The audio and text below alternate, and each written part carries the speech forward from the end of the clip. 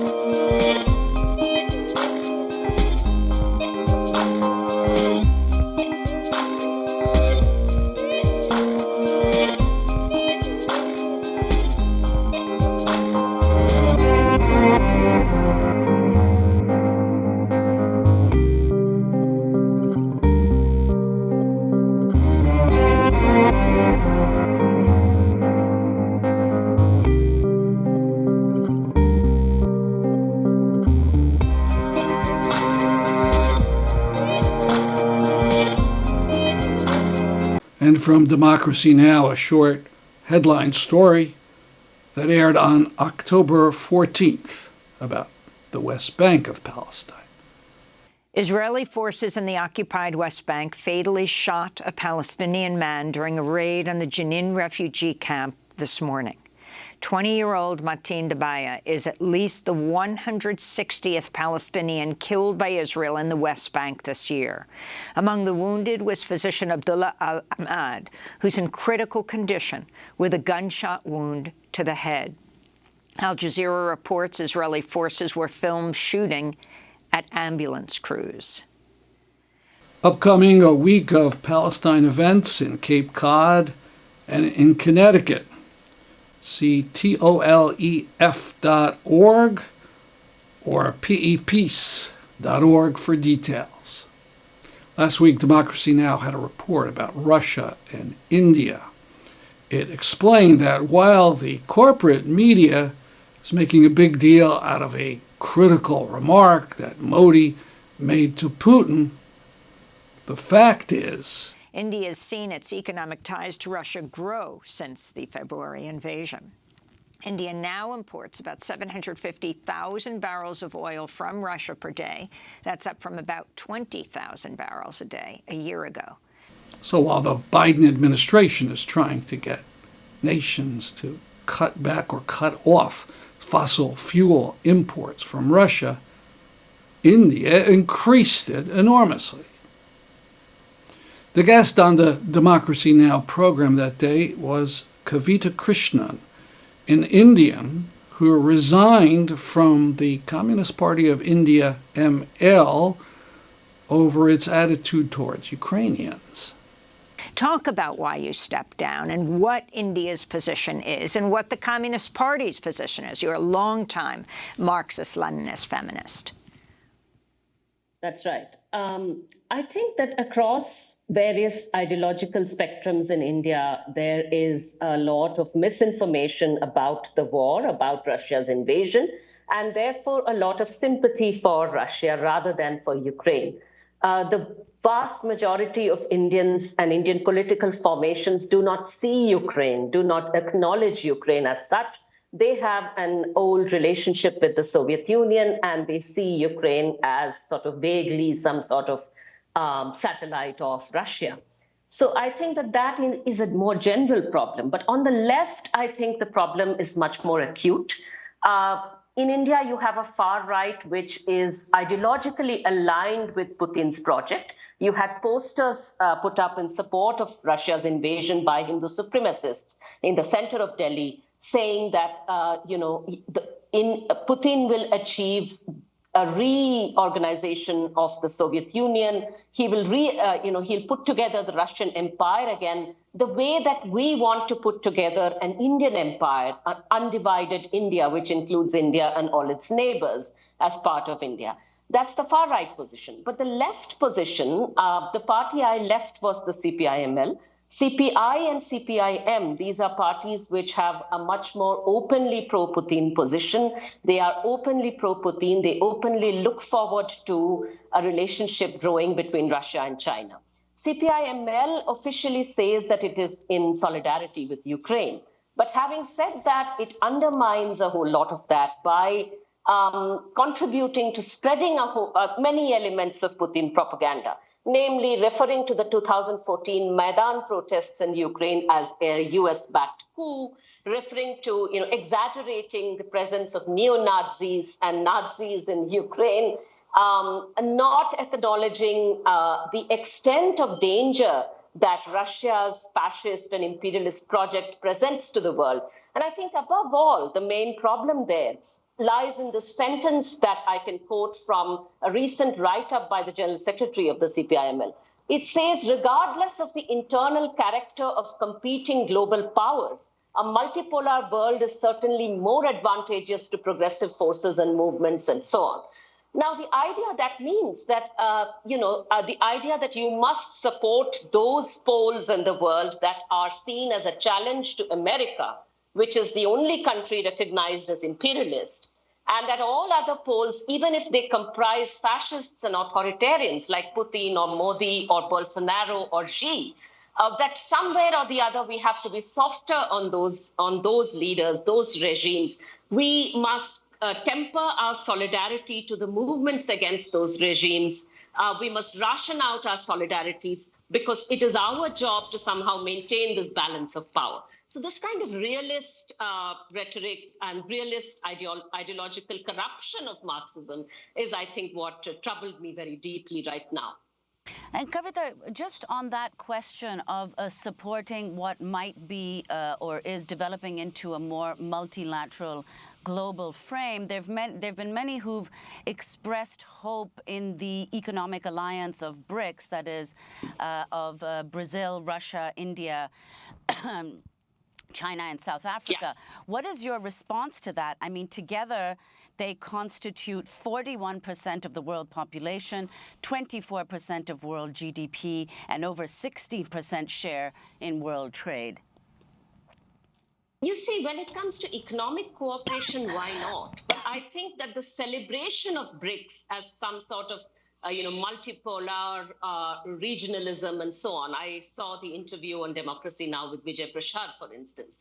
I find that deeply disturbing because for me, whether it's West or East, the main thing that should concern us now are the struggles against authoritarianisms inside various countries.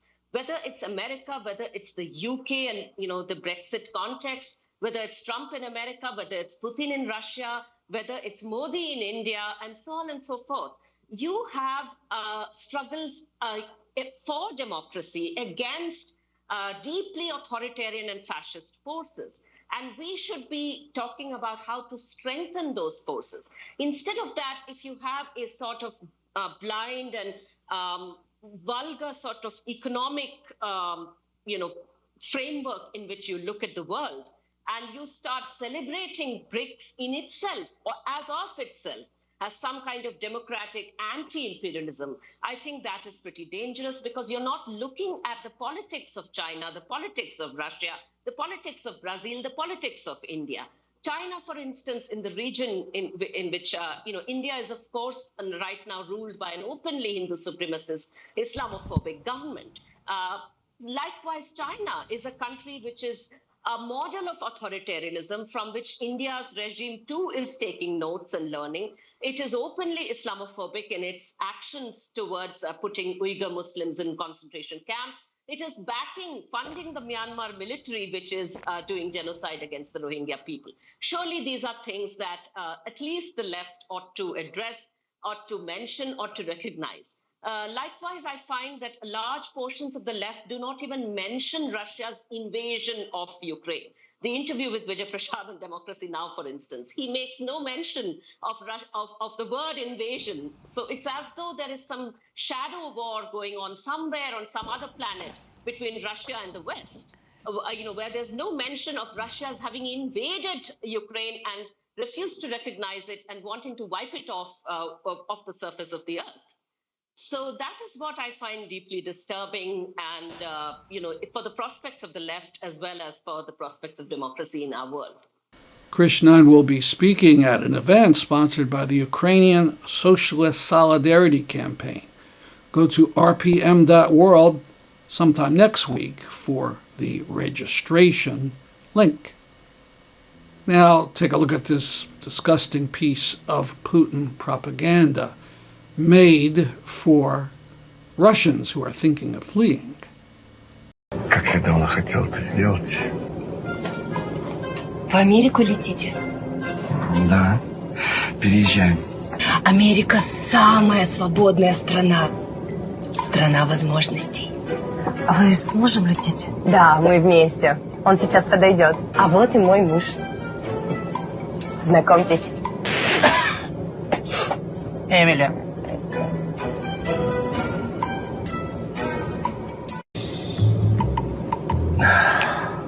Простите, мистер. Пассажиры позади вас вегетарианцы. Им неприятно, что при них употребляют мясо. Мы же их не заставляем это. Простите, но в США принято придерживаться принципов демократии. Позвольте, я это заберу.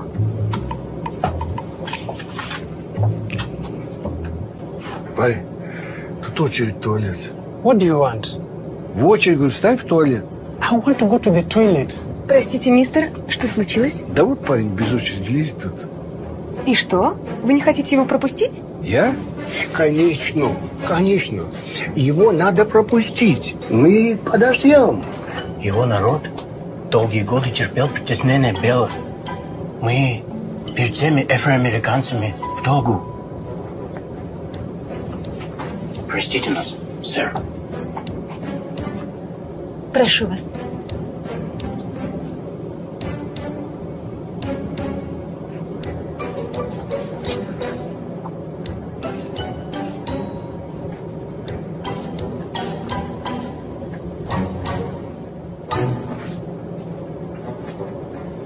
Вы не могли бы пересесть в носовую часть самолета? В смысле, я один? Нет, вы все трое. Зачем? Там сзади пара, они child-free. Дело в том, что ваш сын попадает в поле их зрения, и это вызывает у них дискомфорт. Прости, матушка Россия! Мы возвращаемся! So this is how Putin rallies his country with homophobia and racism. Continuing now with more of the talk by Russian exile Ilya Budraitskis. He was speaking in the segment last week about the futility of small protests inside Russia now because of the total license of Russian police to brutally suppress without any fear of consequences. But he goes on. But also from the beginning of mobilization, you had some other type of protests, which were much more massive, much more, let's say, energetic, and much more spontaneous. These were the protests of the people, of the women and men who are protesting against their brothers or their husbands or their fathers will be mobilized to the war. For example, such protest happened in Dagestan. So Dagestan is Russian region in the Northern Caucasus, and it is populated by the non-Russian Muslim minorities. So it's let's say, non-Russian region. And as it is very typical for Russia, these type of regions are the most poor regions in the country, non-Russian minorities regions. So this region of Dagestan already, just before the mobilization, was on the first place among the other regions of the country for the number of losses in the war. So the most people who were, the most soldiers who were already killed in this war, they were from Dagestan. So when the mobilization was declared and it started to be like implemented in this area, it provoked spontaneous protests, which were quite numbered. For example, people there, a big crowd, they blocked the one of the biggest highways in this region, and despite the fact that this protest was also oppressed by the police and in a very like brutal way. So, for example, the police, they even use so they how to say, they shoot into the air many times just to show the people that they can shoot at them as well. But for now, let's say the potentiality of the protest in such areas as Dagestan or some other areas of the let's say non-Russian population, not just in the Caucasus, not just in the south of Russia, but also in the east, in Siberia, is very much possible.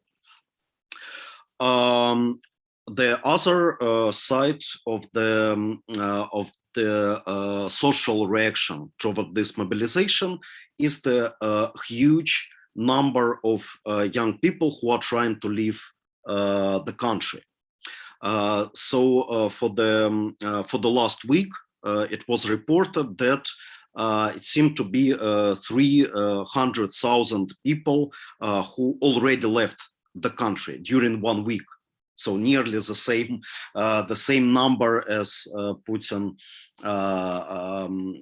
wants to mobilize to his army. Yeah. And these people, they are trying to escape in the various directions. All the flights to the European Union, they're cancelled. They were cancelled even at the very beginning of the war. So the only way that you can escape from Russia is to go to some Asian countries or some Eastern European countries like Turkey or like Serbia. And the other way, which is more, let's say, which is the more cheap and more easy to manage, is to go to one of the former Soviet republics. And the main part of these people who were trying to leave the country, they were moving to the borders of Kazakhstan. So you can enter to Kazakhstan by car or by train from very different parts of Russia. And this process is still ongoing. So you still have a huge lines of people, thousands of people who are staying on the border with Kazakhstan, also with Georgia also with Finland in the north, because they're the easiest way to escape the country if you live in St. Petersburg.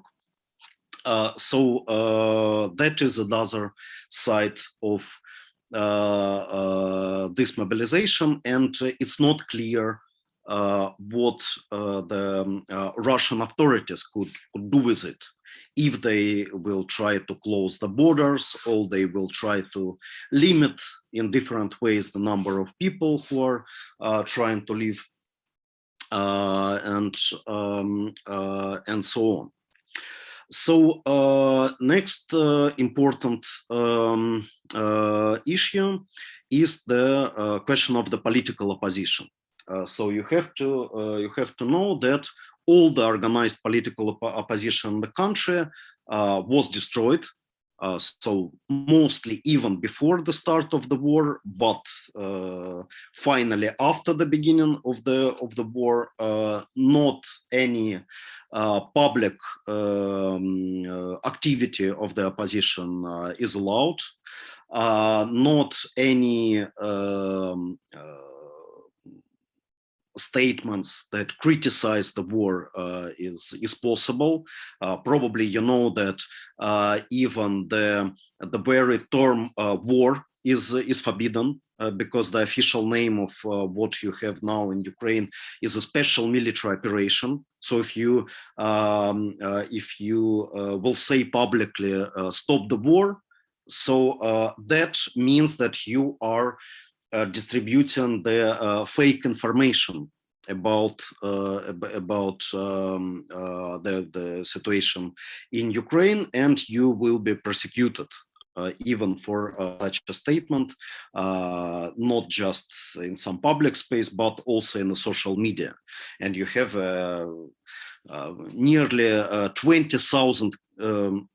20,000 cases from the beginning of the war of the people who were persecuted according to this distribution of the fake information laws.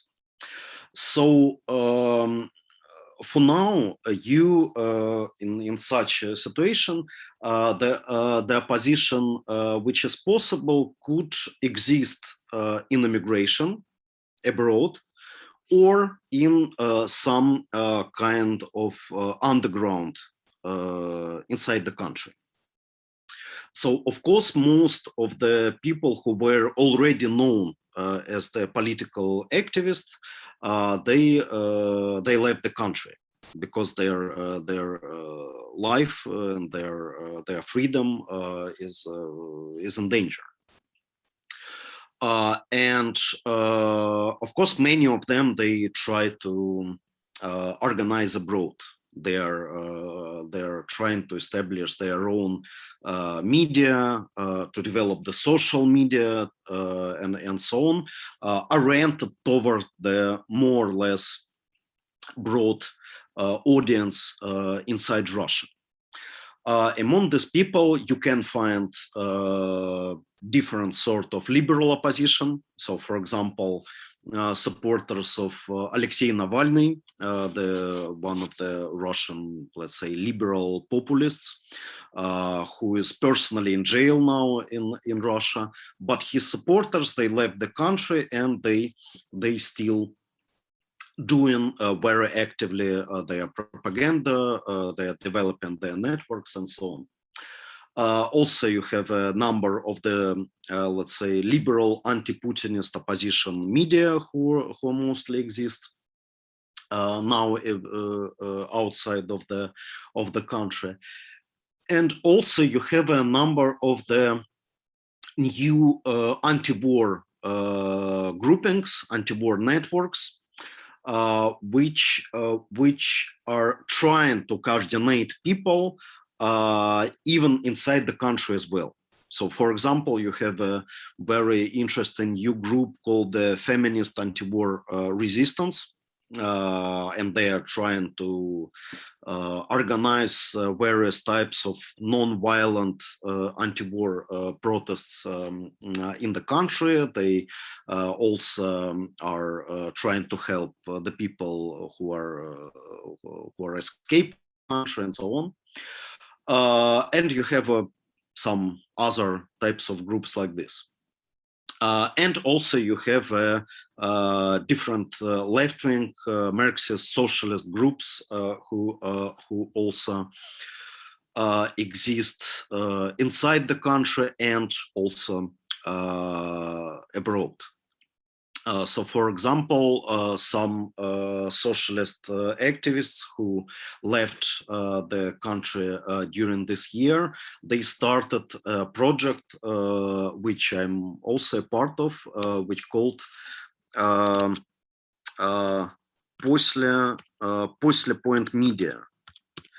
And I think this project would be very, very much interesting for you, because we publish all the materials in Russian and in English, so you can read every publication on this website, and you can help. This section, again from Democracy Now!, about the immense number of animals, of non-human animals, that have disappeared in the last few decades. A new report warns some wild animal populations are declining on a devastating scale. The 2022 Living Planet Index finds populations of amphibians, birds, fish, mammals, and reptiles that were tracked for the study have declined by an average of 69% since 1970. The report's authors note populations of many species have increased over that time, even as the biodiversity of animal species continue to plunge rapidly due to the combined effects of habitat loss, overfishing, pollution, and the climate crisis. That's our program for today. See you next week at this time. I'm Stanley Heller for The Struggle.